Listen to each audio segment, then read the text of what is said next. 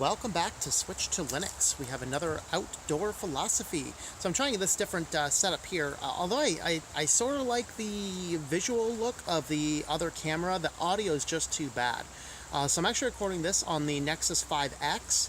And of course I'm able to run a mic over to that. So we're going to see how this works. I'm going to test it out. Lighting, it's a little dark here, but I didn't want to go too much this way because there's some houses in the background where I'm at there. So, but anyway, we are back to another outdoor philosophy, and I'm thinking I might be winding down the outdoor philosophies for the end of the year, just because of other responsibilities I have as well. I always keep reading, of course, but I don't know. Stay tuned. Let me know.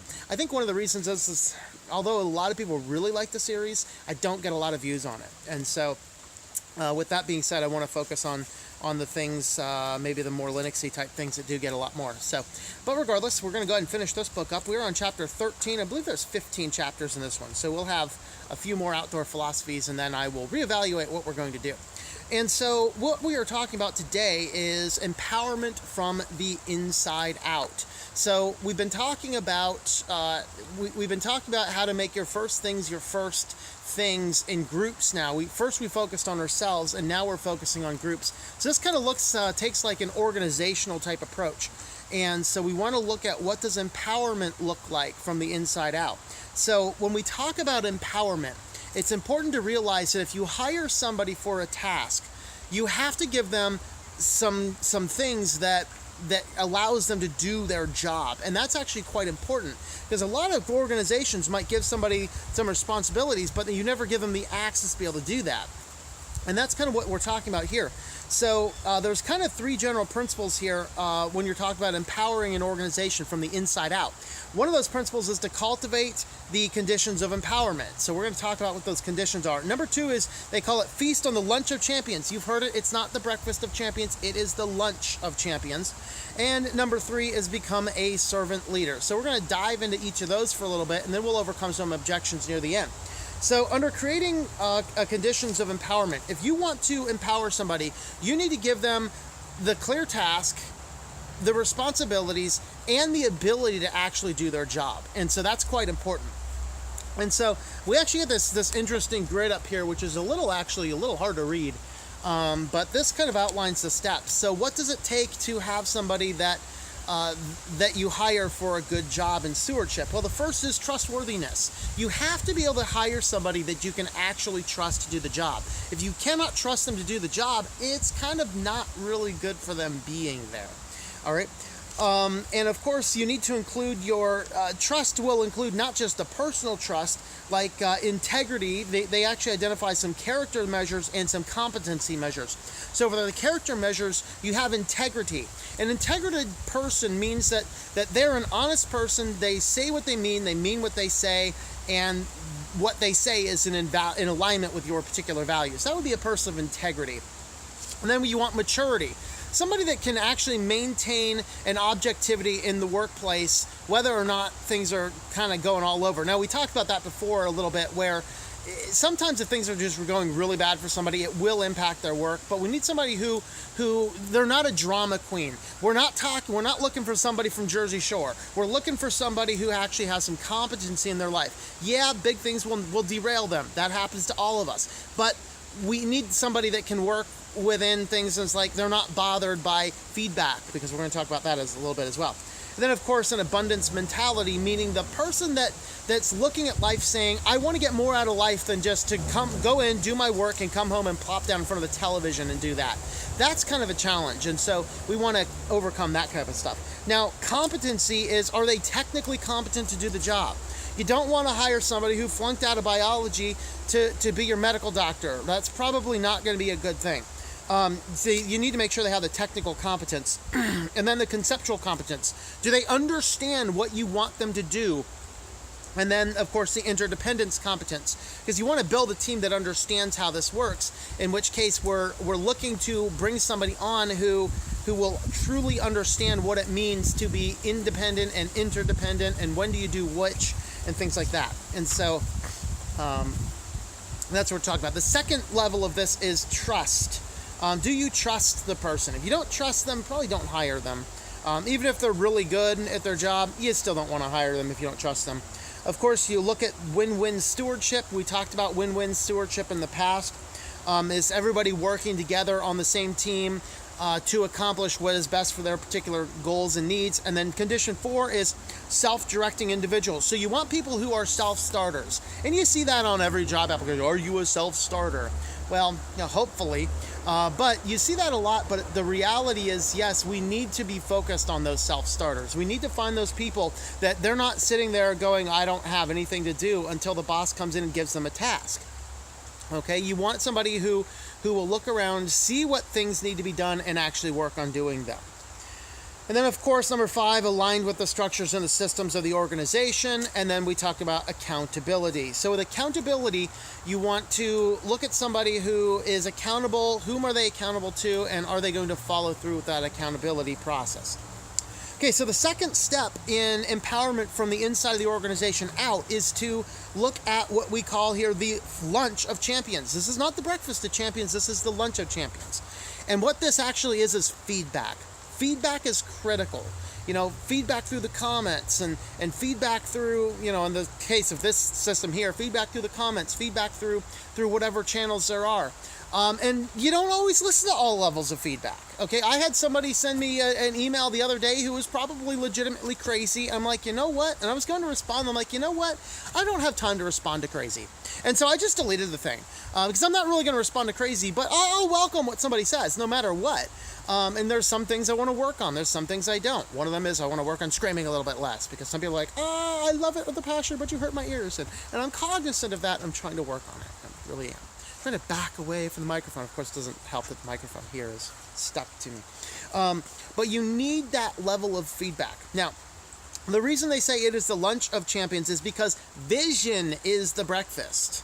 You have to start with the vision in mind. Know where you're going. Decide where you're going. You remember that vision causes those quadrant 2 planning, preparation stages where you look everything over and you go, what is my goal for this quarter? And then you move that out, okay? That is really what's important there. So that is the breakfast of champions. The lunch of champions is the feedback. Are you getting the proper amount of feedback that you need in your given situation? And then, of course, the dinner is to look at all of these things and make corrections. So self-correction. Look at the feedback and go, okay, yeah, that's a legitimate point. Okay, no, that person's crazy. And so I can take the legitimate point. Yeah, maybe scream a little bit less into the microphone and calm that down ever so slightly. Good feedback. Crazy sends me feedback. If you're not a logical human being, I really can't help you because, crazy is the absence of logic. And so you have that kind of stuff going.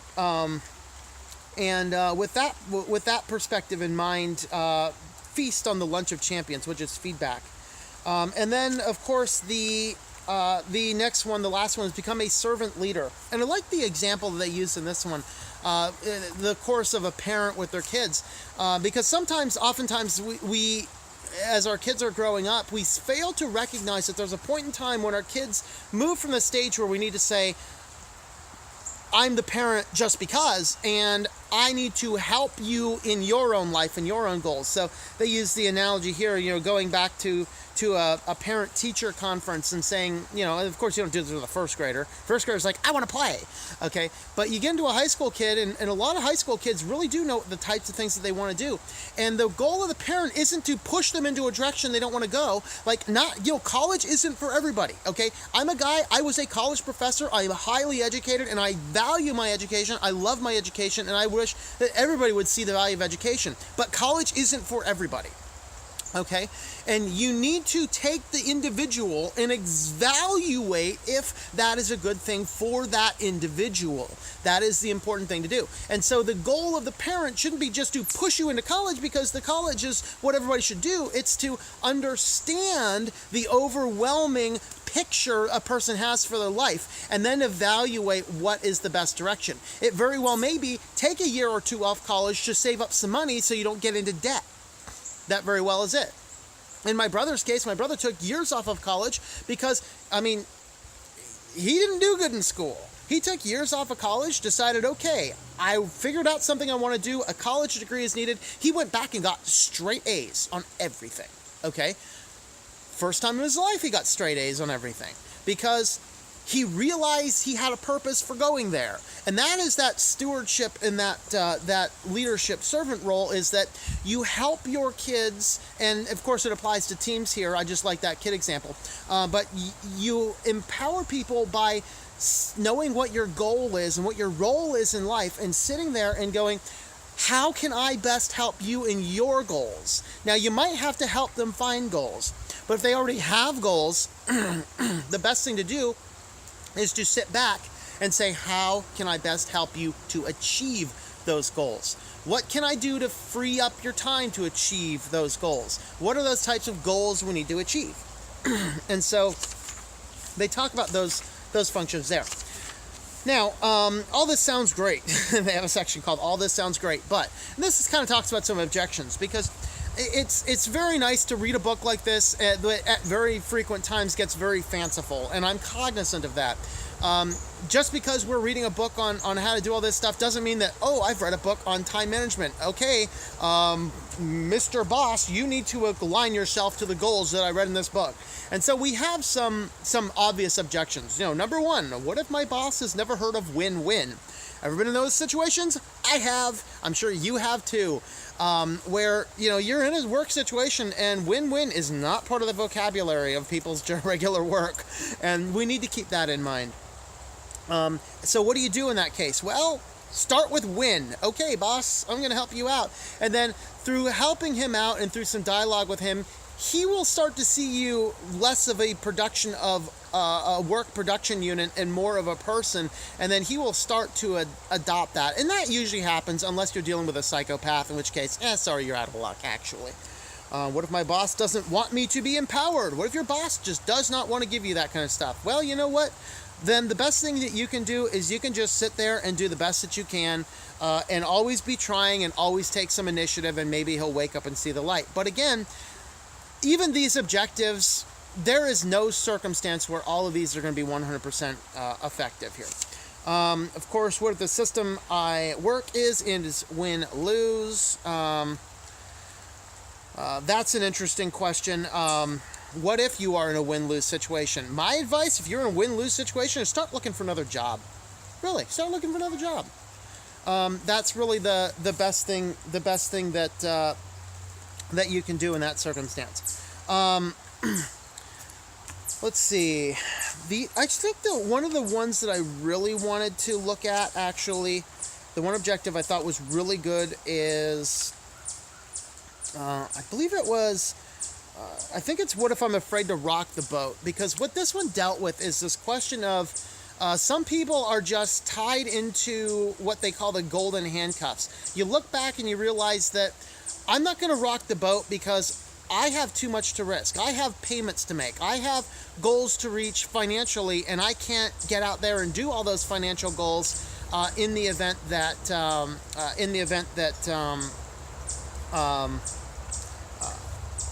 I lose this job. And so you end up getting to a situation where it pushes you and turns you into this little pretzel, because you're just like, I just can't do anything else. And so what this boss encouraged his people to do was, he said, okay, here's a copy of a newspaper. Look at the want ads. Find a job that seems interesting to you and go and find out more information about it. And what he said is that most people will find out that even the want ads available in your region, you don't qualify for.